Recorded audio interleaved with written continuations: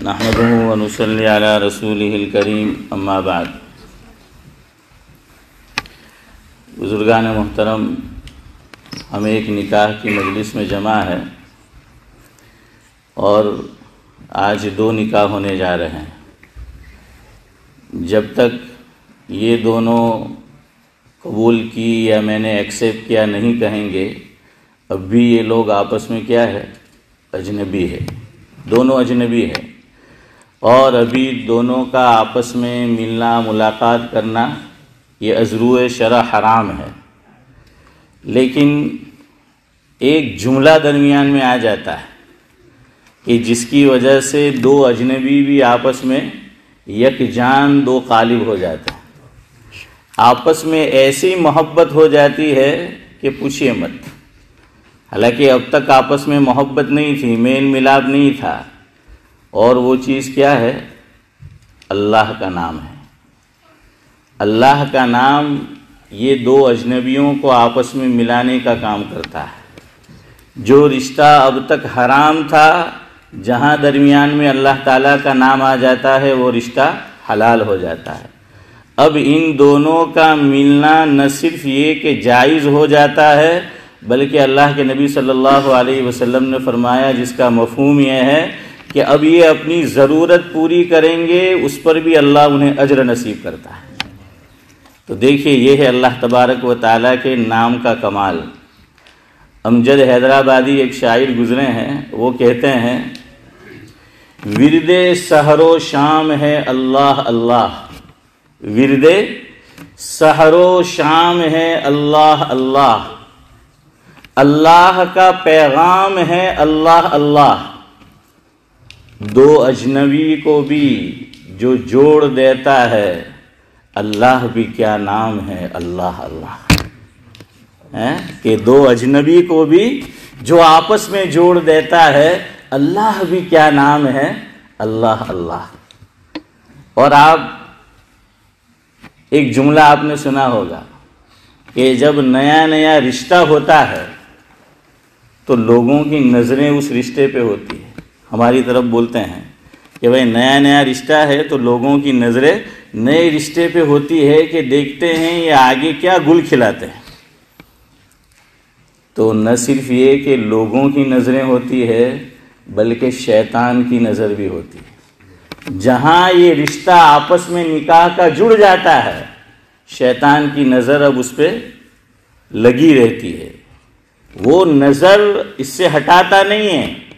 حدیث پاک میں اللہ کے نبی صلی اللہ علیہ وسلم نے فرمایا، جس کا مفہوم یہ ہے، مسلم شریف میں یہ روایت ہے کہ ابلیس روزانہ پانی پر اپنا تخت بچھاتا ہے۔ اور پانی پر کیوں بچھاتا ہے؟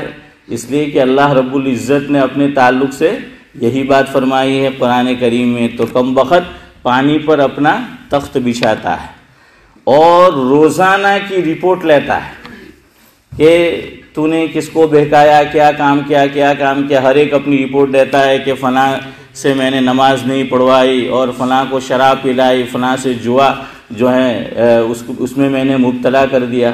اس نے کہا ٹھیک ہے ٹھیک ہے ٹھیک ہے۔ ایک اس کا شتمڑا اور اس کا شاگرد اٹھ کر یہ کہتا ہے کہ آج تو میں نے 2 میاں بیوی میں آپس میں جھگڑا کرا دیا۔ تو روایت میں حضور نے فرمایا، مفہوم یہ ہے کہ شیطان اس سے معانقہ کرتا ہے، اس کو اپنے سینے سے لگاتا ہے، ہگ کرتا ہے، اور کہتے ہیں شاباش شاباش، یہ تو نے کوئی کام کیا ہے۔ کیوں؟ میاں بیوی میں آپس میں جھگڑا ہوتا ہے تو صرف دھیرے دھیرے بعض مرتبہ طلاق تک یہ بات پہنچتی ہے، اور اس سے 2 ہسبینڈ اینڈ وائف الگ نہیں ہوتے، 2 خاندان الگ ہو جاتے ہیں۔ اور اللہ تبارک و تعالیٰ کا نام جوڑنے کا کام کرتا ہے، شریعت ہر موقع پر جوڑنے کا کام کرتی ہے۔ اسی لیے دیکھیے، زیادہ تر گڑبڑ کس سے ہوتی ہے کہ ہماری عادت ہے بات سیدھی نہیں کرتے، توڑ مڑوڑ کر کرتے ہیں۔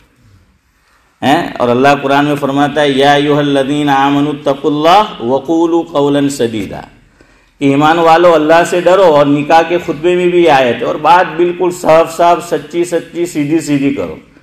کیوں؟ بات توڑ مروڑ کر کرو گے اس سے بھی توڑ ہی پیدا ہوگا، اور اللہ چاہتا ہے کہ توڑ پیدا نہ ہو۔ اسی لیے ایک شاعر نے کہا ہے کہ بات جو بھی ہو، جو بھی بات کہو صاف ہو، سچی ہو، سیدھی ہو، جو بھی بات کہو صاف ہو، سچی ہو، سیدھی ہو، کڑوی نہ ہو، کھٹی نہ ہو، مصری کی ڈلی ہو۔ تو اس لیے ایسی بات جو ہے وہ نہیں ہونی چاہیے، بات بالکل سیدھی کرو۔ یہ میری بھی آپ کی بھی اللہ بچائے عادت ہے، ہم توڑ مڑوڑ کر بات کرنے کے عادی ہیں، اور ہسبینڈ اینڈ وائف میں بھی جہاں توڑ مڑوڑ کر دونوں ایک دوسرے سے بات کریں گے پھر وہ توڑ جو ہے وہ پیدا ہوتا ہے، جھگڑا جو ہے وہ پیدا ہوتا ہے۔ اور اللہ تعالیٰ کو جتنی چیزیں مباح ہے، ابغض المباحات الی اللہ الطلاق، او کما قال علیہ الصلاۃ والسلام، اللہ کے نبی صلی اللہ علیہ وسلم نے فرمایا، مفہوم ہے کہ مباح چیزوں میں اللہ تعالیٰ کو سب سے زیادہ ناپسند چیز وہ طلاق ہے۔ اور میری بس آج کا میسج، چونکہ وقت نہیں ہے، فاروق بھائی تو مجھے کہہ رہے تھے کہ مولوی صاحب جلسہ بھی ہے، تو میں نے کہا بالکل ٹھیک ہے، لیکن انہوں نے کہا بھی تھا کہ کچھ دیر بعد جو ہے وہ کر لے، تو اس لیے میں زیادہ بات نہیں کرتا، اور ویسے بھی تلوار سر پہ لٹکی ہو تو پھر بات میں مزہ بھی نہیں آتا۔ اب میرا ذہن بار بار ادھر جائے گا، اور یہ بیٹھے بھی بالکل پڑوس میں ہیں کہ بھائی اب ختم کرو ختم کرو ختم کرو۔ تو خیر بہرحال زیادہ وقت نہیں ہے، ایک ہی میسیج ہے آپ دونوں کے لیے جو دلہا ابھی بنیں گے انشاءاللہ، اور جتنے بھی لوگ یہاں موجود ہیں جو بن چکے ہیں اس رشتے میں۔ دیکھیے اونچ نیچ آتی ہے، آپ حضور کی سیرت پڑھیے، صحابہ کی سیرت پڑھیے۔ اصل پرابلم یہ ہے، اللہ بچائے ہم لوگ مووی دیکھنے کے عادی ہو گئے ہیں، ڈرامے دیکھنے کے عادی ہو گئے ہیں، کوئی ہندی ڈرامہ دیکھتا ہے، کوئی اردو ڈرامہ دیکھتا ہے، کوئی انگلش دیکھتا ہے، اور یہ ریئل لائف نہیں ہوتی، وہ ریل لائف ہوتی ہے، اور اس میں ایسے ایسے سنہرے خواب دکھائے جاتے ہیں۔ اب عام طور سے لڑکے نہیں، لڑکیاں وہ یہ سوچتی ہے کہ یار اس میں جو دکھایا گیا ہماری لائف ایسی کیوں نہیں؟ ارے یہ ریئل لائف ہے، وہ ریل لائف ہے۔ تو ریل لائف اور ریئل لائف میں جو ہے وہ فرق ہوتا ہے۔ اور آج کل کے ڈرامے اس میں یہی دکھایا جاتا ہے کہ آپس میں آزادی کیسے عورت اختیار کرے، آپس میں جدائی کیسے ہو، طلاق کیسے ہو۔ خلا کا نام آج سے 50-60 سال پہلے کوئی عورتیں نہیں جانتی، اب سب جانتے ہیں۔ کیوں؟ یہ سب اسی کا اثر ہے۔ خلا خلا خلا خلا، یہ دروازہ آج تک بند تھا، کھلا ہی نہیں تھا، اور اب ایسا کھلا ہے کہ اللہ کی پناہ، بس کھلا ہی کھلا ہے، جدھر بھی جو ہے آپ چلے جائیں۔ سمجھ آئیے؟ تو اس لیے بھائی اونچ نیچ ہو جاتی ہے۔ حضور کی سیرت پڑھو، آپ کو پتہ چلے گا، صحابہ کی سیرت پڑھو، اونچ نیچ ہوتی ہے، معاف کرنا ہے۔ اللہ کے نبی صلی اللہ علیہ وسلم سے حضور نے فرمایا کہ وَلَوْ كُنْتَ فَظًّا غَلِيظَ الْقَلْبِ لَانفَضُّوا مِنْ حَوْلِكَ فَاعْفُ عَنْهُمْ وَاسْتَغْفِرْ لَهُمْ وَشَاوِرْهُمْ فِي الْأَمْرِ، کہ ایک تو نرمی اختیار کیجئے، حضور سے فرمایا جا رہا ہے قرآن کریم میں، ورنہ فرمایا صحابہ تم سے بدک جائیں گے، تمہیں چھوڑ دیں گے۔ ہم سوچ سکتے ہیں کہ صحابہ چھوڑیں گے، لیکن انسان کی فطرت ہے، سختی کو قبول نہیں کرتا، اس لیے نرمی اختیار کرو۔ سمجھ آیا؟ معاف کرنے کا جذبہ جو ہے وہ رکھو، اس سے جو ہے وہ زندگی یہ آسان ہو جاتی ہے۔ اور یہ رشتہ بڑا مبارک رشتہ ہے، نکاح کا تمام انبیاء کی سنت ہے، تو اس کی جو ہے وہ قدر کرے۔ 2 شعر سنا کر میں گفتگو ختم کرتا ہوں، بس اتنی بات یاد رکھے، اونچ نیچ آئے گی، ہماری دعا تو یہ ہے کہ سب کی لائف خوش و خرم گزرے، سکھ شانتی کے ساتھ گزرے، بغیر رنج و غم کے گزرے، لیکن بہرحال یہ بھی ایک زندگی کا حصہ ہے۔ انسان کو مصیبت کہاں نہیں، شاعر کہتا ہے انسان کو مصیبت کہاں نہیں، وہ کون سی زمین ہے جہاں آسمان نہیں، تو وہ تو جو ہے وہ ہونے سے ہی رہا۔ تو یہ بڑا مبارک رشتہ ہے، رشتہ نکاح کی قدر کیجئے۔ شاعر کہتا ہے رشتہ نکاح کی قدر کیجئے، اونچ نیچ ہو جائے تو صبر کیجئے۔ رشتہ نکاح کی قدر کیجئے، اونچ نیچ ہو جائے تو صبر کیجئے، یہ رشتہ بڑا مقدس رشتہ ہے، جلد بازی میں نہ اسے ختم کیجئے۔ بھائی کریں گے سب زور سے، سب کی نہیں آئی؟ ہر مرتبہ حنفی بننا ضروری نہیں ہے، کبھی شافعی بھی بن جاؤ، ہاں اس مجلس میں آپ شافعی بھی بن سکتے ہیں۔ تو بہرحال انشاءاللہ جو ہے وہ ختم ہم نہیں کریں گے، آخری دم تک اس رشتے کو جو ہے وہ نبھائیں گے۔ 2 شعر سنا کر جو ہے میں نے کہا نا کہ وہ ختم کرتا ہوں، وہ یہ ہے جو میاں بیوی کو یاد رکھنا ہے۔